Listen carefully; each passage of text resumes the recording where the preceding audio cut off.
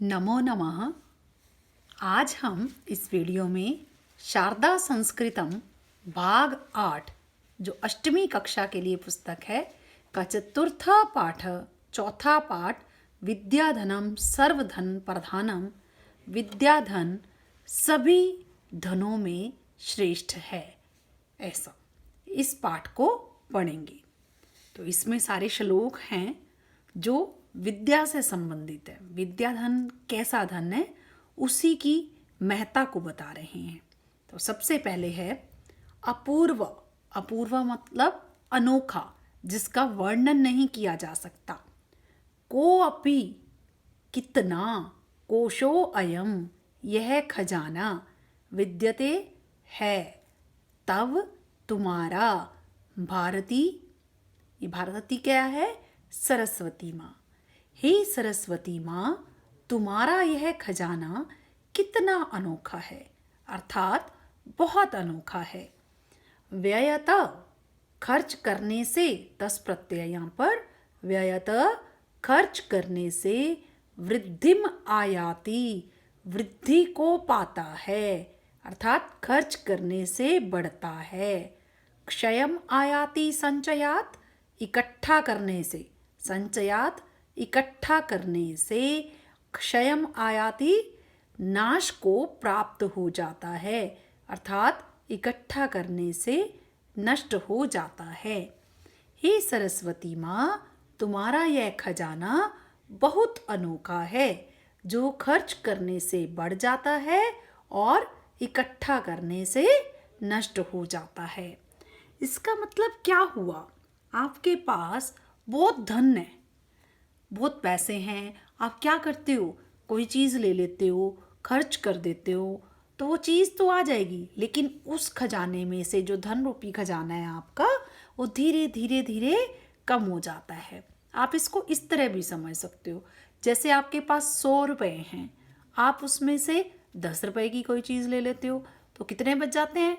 90 रुपये बच जाते हैं। और ले लेते हो, 10 रुपये की और ले लेते हो तो और कम हो जाते हैं, 80 रुपये हो जाते हैं। परंतु ये विद्या धन अनोखा है। सारे धन इसी तरह से होता है, जैसे जैसे खर्च करोगे आप कम होता जाएगा, परंतु विद्या धन इसके विपरीत है। आप किसी को पढ़ाओगे, आज मैं आपको पाठ पढ़ा रही हूँ, आप इसी पाठ को किसी और को पढ़ाओगे, आपको और नई बातें समझ में आएंगी इसी पाठ के लिए। तो विद्या धन ऐसा है, जितना बांटोगे उतना ही आपका बढ़ता जाएगा, और जितना उसको इकट्ठा कर लोगे, दिमाग में बिठा लोगे, उसके बाद उसको किसी से शेयर नहीं करोगे, बांटोगे नहीं, एक रख दिया तो भूल जाओगे। तो इसका अर्थ यही हुआ, हमें अपने ज्ञान को बांटना चाहिए ताकि वो बांटने पर बढ़ जाए। दूसरा श्लोक है न चौरहार्यम न च राजहार्यम न भ्रातृभाज्यम न च भारकारी। अब विद्या धन के लिए ही बता रहे हैं, न चोरों के द्वारा चुराने योग्य है, न च राजहार्यम न राजा के द्वारा हरण करने योग्य है, न भ्रातृभाज्यम न भाइयों के द्वारा बांटने योग्य है, न च भारकारी और न ही भार को बढ़ाने वाला है। व्यये कृते खर्च करने से, वर्धत, यहाँ वर्धत वर्धते के अर्थ में आया है, बढ़ जाता है, एव नित्यम हमेशा ही। विद्या धनम सर्वधन प्रधानम, विद्या रूपी धन सभी धनों में श्रेष्ठ धन है। न चोरों के द्वारा चुराने योग्य है, न राजाओं के द्वारा या न राजा के द्वारा हरण के योग्य है, न भाइयों के द्वारा बांटने योग्य है, न भार बढ़ाने वाला है, खर्च करने पर हमेशा बढ़ता है। विद्या धन सभी धनों में श्रेष्ठ धन है। इसको आप इस तरह से समझिए। अब धन है हमारे पास, आज धनी व्यक्ति को नींद ही नहीं आती। क्यों नींद नहीं आती? उसको चिंता रहती है, मेरे पास बहुत सारा धन है, कहीं रात को चोर ना चुरा कर ले जाएं। लेकिन अगर हमारे पास विद्या रूपी धन है तो उसको कोई चुरा ही नहीं सकता। जितना हमारे पास ज्ञान है वो हमेशा रहने वाला है। इसी तरह से राजहार्यम, मान लो हमें कोई खजाना मिल जाता है तो उसका भी क्या होता है, कौन हकदार होता है, राजा हकदार होता है। जहां पर भी वो मिलेगा वहां का राजा हकदार बन जाता है कि ये तो मेरी चीज है, मेरा खजाना है, मुझे दो। तो वो राजा हर लेता है। परंतु अब जो हमारे पास ज्ञान है, विद्या रूपी धन है, उसको राजा भी नहीं ले सकता, उसको वो नहीं हरण कर सकता, वो हमें ही उसका प्रयोग करना है, राजा उसका प्रयोग नहीं कर पाता। न भ्रातृभाज्यम, आज हमारे पास संपत्ति है, धन संपत्ति है, मान लीजिए हमारे पास, हमारे भी 3-4 बेटे हैं, तो क्या होता है, बेटों में बट जाती है। या हमारे पिता के पास धन संपत्ति है तो भाइयों में बांटेंगे सभी।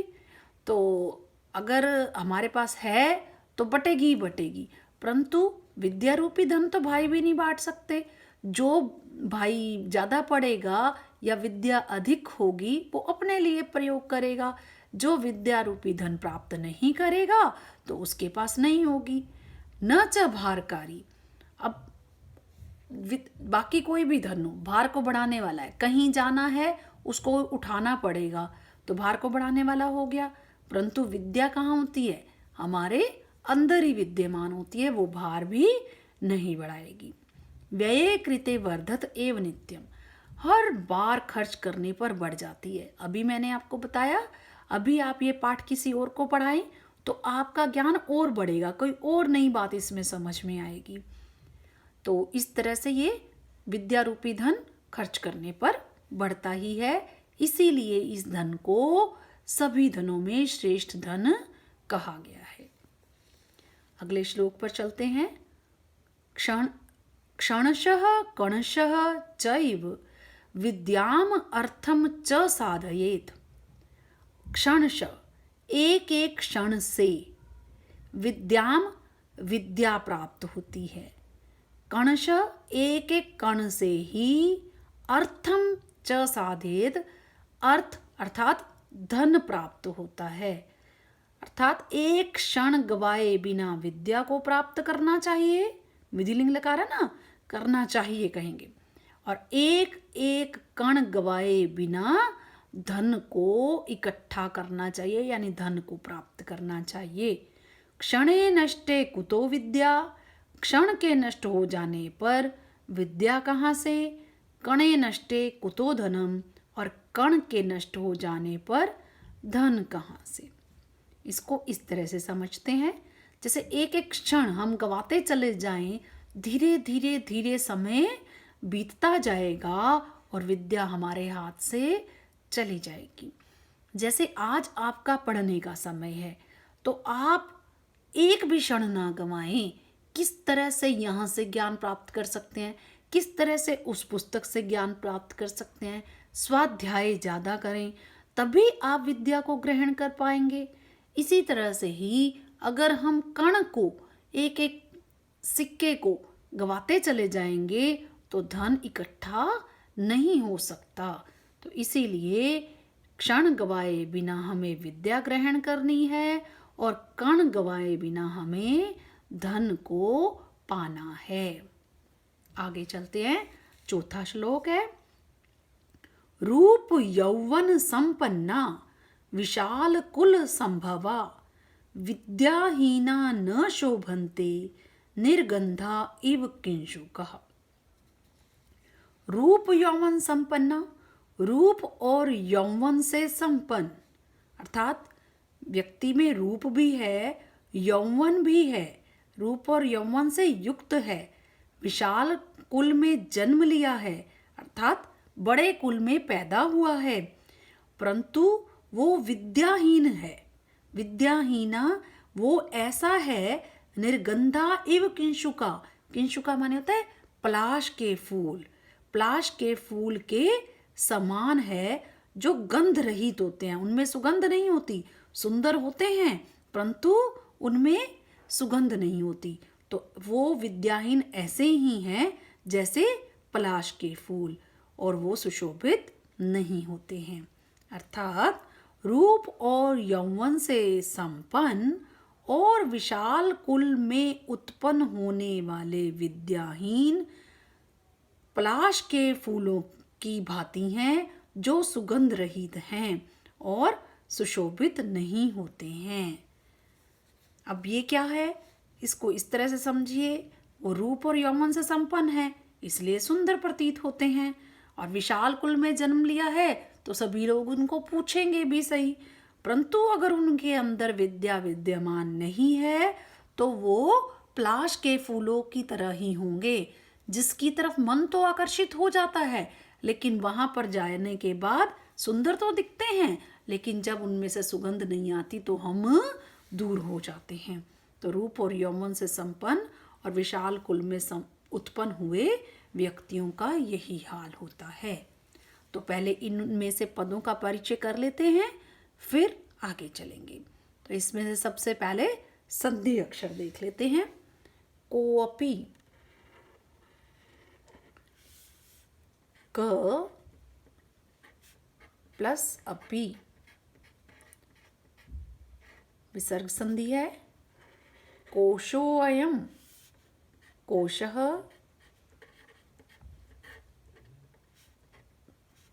प्लस अयम, विसर्ग पूर्व रूप संधि है, ये पूर्व रूप होता है। इसका जो अ का साउंड आती है, ऐसे नहीं, ये कोशो रयम नहीं है या सयम नहीं है। कई बच्चे इसको ऐसे प्रोनाउंस करते हैं कोशो सयम, ये एस नहीं है, एस प्रतीत होता है, इसका जो उच्चारण है अ की भांति होता है, कोशो अयम। उसके बाद कणशश्चैव, कणश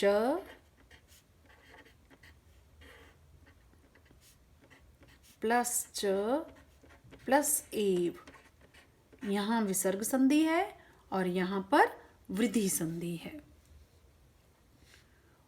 और कहीं पर भी संधि नहीं है। देख सकते हो ये संयोग है, वृद्धिम आयाति, क्षयम आयाति, क्योंकि इनमें विकार नहीं हुआ, परिवर्तन नहीं हुआ ना, तो वही का वही रहा, इसीलिए संयोग है, सिर्फ स्वर उसमें मिल गया तो ये शब्द बन गया।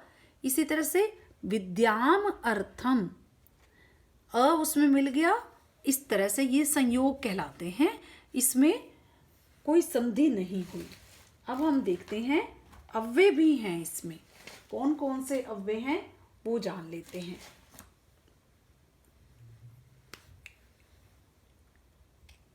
जैसे न अव्यय है, च अव्यय है, कृत्य अव्यय है, एव अव्यय है,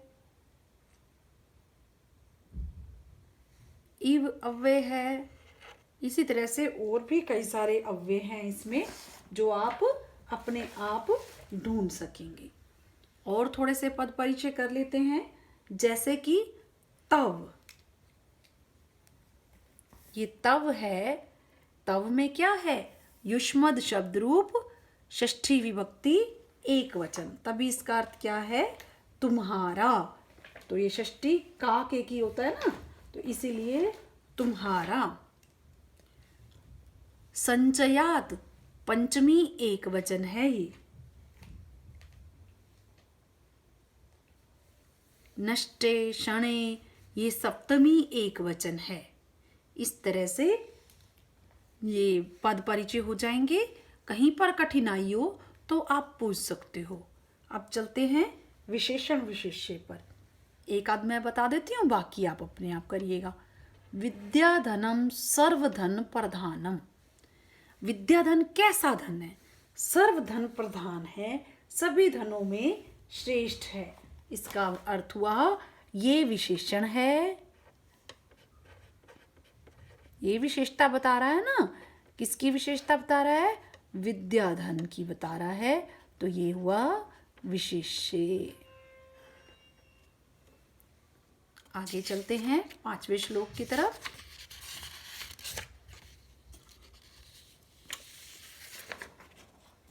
विद्या विवादाय, विवाद क्या होता है, झगड़ा, विद्या झगड़े के लिए है। धनम मदाए, मद क्या होता है, गर्व के लिए, घमंड करते हैं ना जो, तो धन घमंड के लिए है।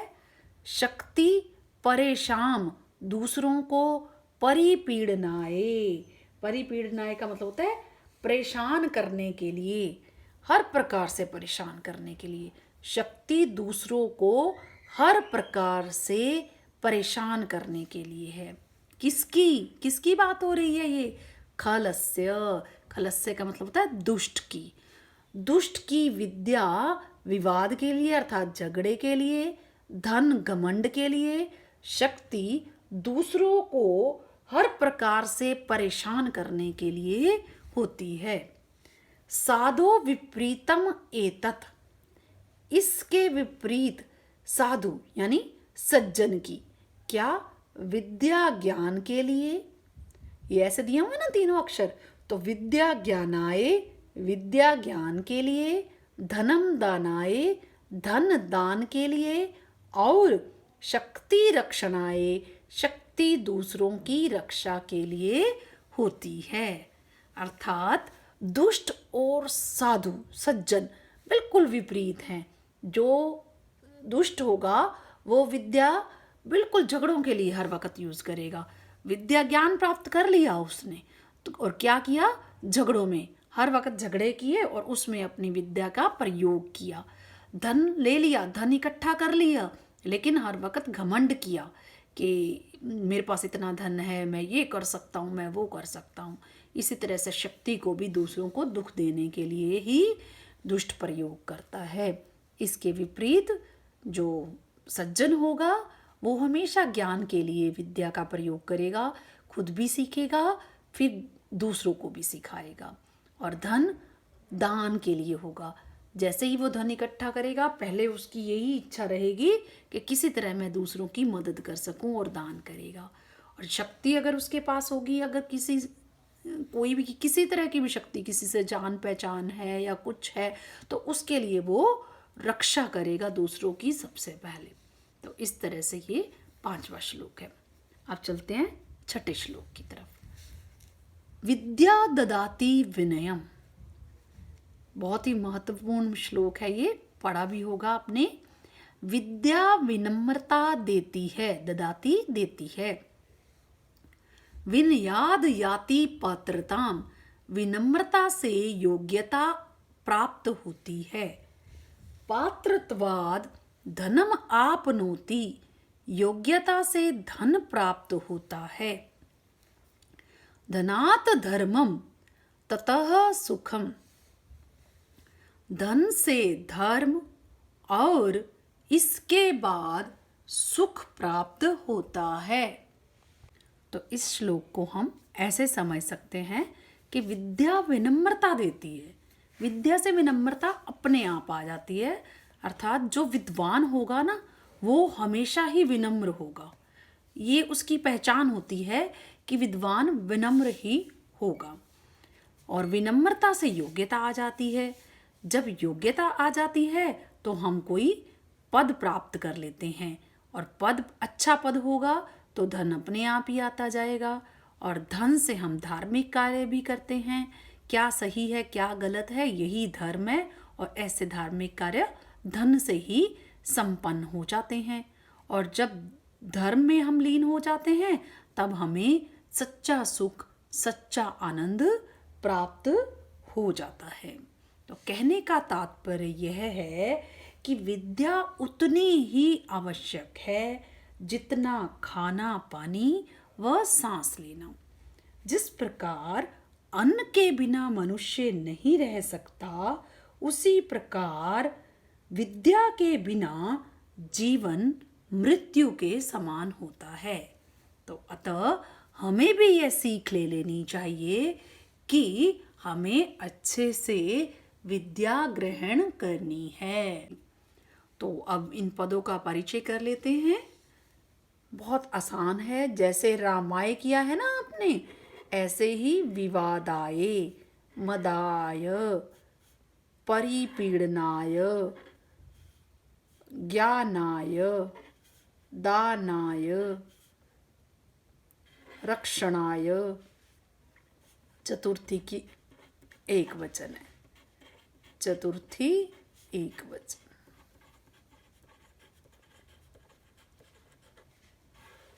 जैसे रामस्य, ये क्या हुआ फिर? खलस्य, षष्ठी एकवचन।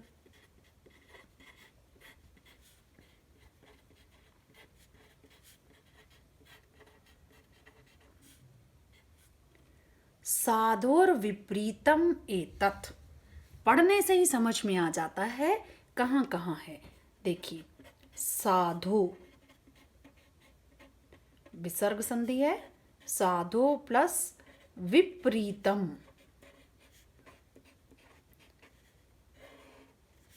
प्लस एतत्, इसमें दोनों चीजें आ रही हैं। देखो, विसर्ग संधि है, विसर्ग को क्या हो गया, र हो गया, और यहाँ म में ए को मिला दिया, इसीलिए ये क्या बन गया, संयोग हो गया। इसमें कोई परिवर्तन नहीं हुआ है, इसीलिए ये संयोग है, संधि नहीं। अब इसमें देखते हैं, विनियाद, पात्रत्वाद, धनात्, ये क्या है, पंचमी एकवचनम, जैसे कि रामात या फलात, इस तरह से ये हो गया पंचमी। ये धनम आपनोति, ये संधि नहीं है, ये संयोग ही है। और इसी तरह से ददाति, याति, जैसे कि पठति, लट्लकार प्रथम पुरुष एक वचन होगा। और देखें, इसमें कुछ अव्यय भी हैं, जैसे च है, तत है, बाकी आप अपने आप कर सकते हो। तो सभी पदों का परिचय आपने करना है। जहाँ पर भी कठिनाई आए आप कमेंट करके पूछ सकते हो, लेकिन सभी पदों का परिचय आपको आना चाहिए। धन्यवाद।